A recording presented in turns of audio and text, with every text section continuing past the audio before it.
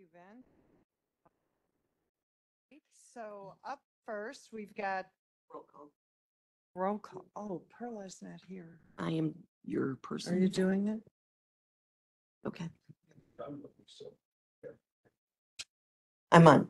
So Mueller, Here. Butler, Here. Dean Schlattman, Diaz, Here. Logan, Here. Revis, Berkowitz. Here. You have a quorum. Thank you. Terry, how do I turn your? Just leave it on for right now. Okay, great. So then approval of minutes. Okay, so approval of minutes from March 5th, 2024. Second. Roll Do a call, roll call? please. Mueller, Yes. Butler, Yes. Diaz, Yes. Logan, Yes. Revis, Berkowitz. Yes. Motion passes. Minutes of May 7th, 2024 meeting. Motion Mueller, Second Logan. previous Diaz. Second Logan. All in favor? Aye. Thank you. And let's see, so next up is our ISACO legislative report. Did you do the third? May 7th? Oh, I better check it, otherwise. You warned me, Meta. No, I know. I'm sorry, guys. Okay, so minutes of May 7th, 2024 meeting. Motion Mueller. Second Diaz. Previous Logan. Oh. Mark, did you want to vote? We were just voting on the May 7th minutes. We need a second on the previous roll. I can wait till we do all in favor. All in favor? Aye. Thank you. Did we get a Did we- second? I lost track there. I'm sorry. It totally threw me. Yeah, is Butler on the committee? Yes, okay. Then we're good. But do we want, do you want to be a yes on all of them, Mark? On all the minutes? Okay, thank you. All right, next up is ISACO legislative report. Now, I started to go through the update that ISACO sent out to us, so I encourage all of you to read it. I know it comes kind of late and it's right before this meeting. So I know that there can be a time crunch. I do not see Joe with us today. He doesn't come. Okay. Did anyone have any comments regarding ISACO? And none at this time, so next up is federal legislative update. And Catherine and Brett, welcome. Hi, thanks so much. Happy June. So Congress has actually been pretty busy in the past month. They passed the FAA reauthorization which was signed into law in mid-May, which provides a 5-year extension of FAA's reauthorization. The House Agriculture Committee also released and marked up their Farm Bill reauthorization, which, as you guys know, currently the Farm Bill runs through September 30th. This would be a 5-year reauthorization. The Senate Agriculture Committee has released a general framework. They have not released their version of the text yet, but we will keep you guys updated on the progress of the Farm Bill reauthorization. The House Farm Bill includes a couple of provisions related to solar energy systems on farmland. And so two of the two main ones are, one, there is a 2-year a study is authorized for the Department of Energy to spend about 2 years studying the effects of solar panel installations on covered farmland. And then there is another provision that limits the use of USDA funding for ground-mounted solar energy systems. It's not clear yet if the Senate also agrees to both of those provisions, so we'll monitor those and keep you updated on the um, solar energy and solar panel provisions in both chambers' versions of the Farm Bill. Additionally, in shifting to my favorite section, the big appropriations update, I'll keep it pretty high level for now. The House Appropriations Committee has really hit the ground running with preparing for the fiscal year 2025 12 spending bills. House Appropriations Chairman Tom Cole from Oklahoma has a very ambitious, quick timeline, which if occurs, then all 12 bills would be marked up out of the committee by mid-July. So far, they've begun releasing a handful of bills. The overall spending levels would reduce non-defense spending by about 6% and increase some defense spending. As those bills come out through the subcommittees and the Appropriations Committee, we will keep you updated. The Senate Appropriations Committee is a couple steps behind the House. Traditionally, that timeline's not unusual. The Senate has not released any of their 12 spending bills, but they are internally preparing to release those, what I'm predicting to be by mid or late June. And then that starts the process. Of course, fiscal year 24 runs through September 30th. There are already conversations about there being at least one continuing resolution to keep the government funded potentially into December of this year. With all of that, we will keep you updated on the status of that. Because it's an election year, there is I think, a very, very low appetite for any sort of government shutdown, which I feel crazy even bringing up in June. But I think that will just put pressure on a continuing resolution. And hopefully the House's timeline comes to fruition and there aren't any delays for the House markup. And hopefully the Senate swiftly moves as well. And then the very last big thing that Congress is working on is the National Defense Authorization Act, which is a 1-year authorization for DoD, Department of Defense programs and activities. The Senate, I believe, is marking up their version in the Senate Armed Services Committee next week. The House is also moving on that as well. That's one bill that I think is passed every year without fail since the first NDAA. So I'm feeling optimistic on that timeline. There could potentially be a little, extension with NDAA, but knock on wood, I feel good that it'll get passed this year. With that, I'll pause. I know sometimes I run through these things a mile a minute. If you have any questions about what I covered or anything else you want to bring up, please. Thank you. Thanks, Catherine. Does anyone have any questions about the material she presented? Okay, so we'll know more by the end of the month and we should have more information at least by our July meeting. Send it our way if anything happens in the next couple weeks. Send it out to us and other than that, if everyone's all good, thank you. Thank you for presenting that update today. Thanks so much. Have a great day, guys. Thank you. Thanks. Okay, next up is our state legislative agenda.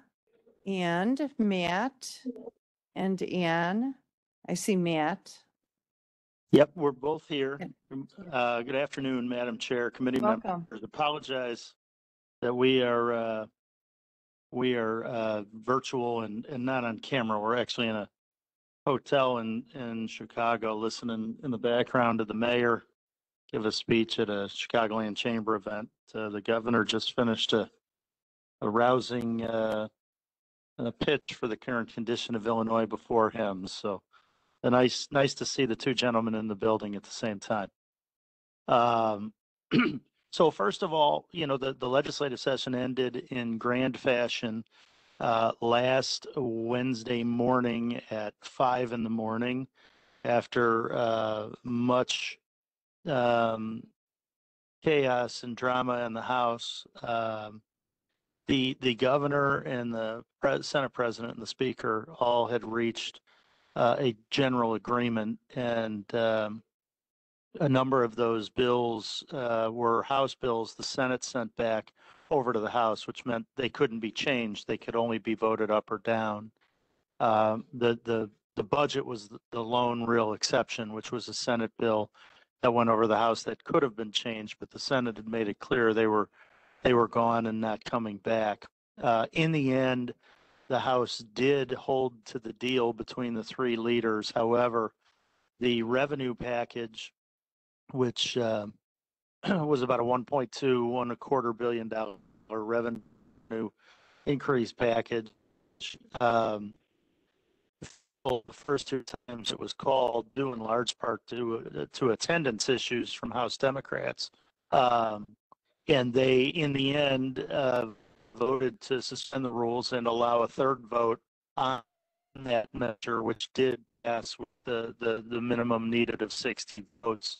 So the whole deal did hold. It's a $53 billion state budget. It is essentially balanced, and you know, it was a tough budget year because people are starting to project revenue to slow down. We have seen tremendous revenue increases from the growth economy over the last number of years.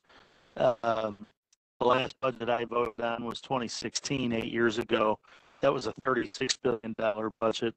This one's almost 50% larger, and really, I mean, objectively, this one is more balanced than the $36 billion one from 8 years ago. You know, the economy is projecting some challenges going forward, so there will need to be some more restraint than even was shown this year in coming years as expected. We just so you know, we will have a comprehensive session report that will include, you know, the overarching assessment of the large things that happened, but also we'll go into detail regarding specific bills that were of interest to you. We anticipate that you'll have that report likely by the middle of next week. Matt? And you'll have, you know, yeah. Yeah, sorry, I apologize for interrupting you. We have a bad problem. connection. So every other word is getting chopped off, so it's really hard to understand. I apologize for Is that. it? No, it's beyond your control. Are you able to forward this information to us and then we can share it with the committee? When you have Absolutely a will. free You moment? bet. Okay, Yep. that would work out well. We'll get it out to every That's committee great. meeting here, member here. And then one last thing, if this gets through, you know, obviously we'd look forward to a chance to come to an in-person legislative committee meeting coming up in the coming months. Well, that would be great. Thank you. Thank you for taking the time to hop on with us today, and hope you have a little bit of time to unwind after your excitement is over there. Yeah, thanks very much. We appreciate it. Thanks for, it You're was welcome. a really great first session getting to work with all of you. Thank you. Thank you, Matt. Thank you, Ann. Okay, so anybody have any comments? All right. So let's see, other old business. There is no other old business. New business, nothing under discussion for federal lobbyist. I don't, So my understanding is that these two items were put on the agenda so that you could have a discussion about the things that you like or dislike about your current state lobbyist or federal lobbyist, what you'd like to see done differently, if there's anything. well, if we weren't really prepared about, for that today, can we put that on? So let's have that placed on next month's agenda. And now that we know what to expect, we can discuss it. And so that will be discussion for the federal lobbyist and discussion for the state lobbyist. And Mark, I see you. Hold on. Just gotta turn on number. Mic on? Highlight the number. I'm on. and we- Okay. Testing. I did have something that I could contribute for the state side, if that you felt it was appropriate to share it now. If you want us to talk, wait until the next month, we could do that too. What do you think is better as the chair? No, that's fine. I think we as county board members can, and specifically on the legislative committee, it doesn't have to be that the whole committee takes a position on a piece of legislation. If there was a bill that was sent through from our state lobbyists that like was of interest to, you know, like the individual board member, like Dan, I know there's been a whole host of them that you were interested in. You could go and maybe work with our state lobbyists to fill out a witness slip on the ILGA website. And I'm sure you already know how to do that, but you can fill it out in the capacity of a board member. So then when they read it into the record, they'll read, you know, in opposition to this bill is Daniel Butler, Will County board member, you know, and you're not doing it on behalf of the county. You know, you're doing it in your acting capacity as a county board member, but we're not taking like a position on it one way or the other, because there might be bills you support that Meta opposes or bills that she supports that you oppose. If we work with our state lobbyists to fill out these witness slips, you know, as independent operating board members, I think that's like what I think we're looking for. It's like a missing link of this Mark, committee. We can already do that. We don't really need to bring our lobbyist into that because we can go on the website right now and fill out a witness report. So- I'm aware that we can do Witness this in our acting capacity now. I'm just trying to make the other board members aware of it and then say, if we have this tool of a state lobbyist, we might as well use them, meaning like, you know, Dan finds a bill that he cares about that's of interest to him. We make the lobbyists aware. And then if that bill gets called in committee, that lobbyist can say, hey, Dan, you know, that bill you were concerned about, it's going to be called in committee. You should go fill out a witness slip. Well, let's have some discussion about this next month then. Jackie, let's see. So I have to see, oh, now you popped on. Yeah. Okay, Jackie, can you turn it on again? yeah, Please. thank you. Thank you, Chair Berkowitz. Member Revis, I think that would kind of run counter to our contract. My understanding, if I recall the negotiation correctly, the lobbyist communicates only with Kim. Kim then forwards information to the chair. And I think maybe it comes back to Leader Balich and myself at some point down the chain. But we only ask the lobbyists to do stuff if we've agreed as leadership to take some action. I'm not sure, and the chief of staff can probably contribute to this as well because she was present for the meetings. If, you know, we can actually use the lobbyist in our independent board member capacity. I don't believe that's part of our deal. I totally understood what you said. I thought it was great. I have filed many witness slips, you know, as a county board member on things that maybe our county board didn't even take a position on. But I really do think, you know, it's the chair, the leadership that communicates a position to the board chair, who then you know, communicates it to the lobbyists. So I would like a tutorial then from the state lobbyists. Hold on.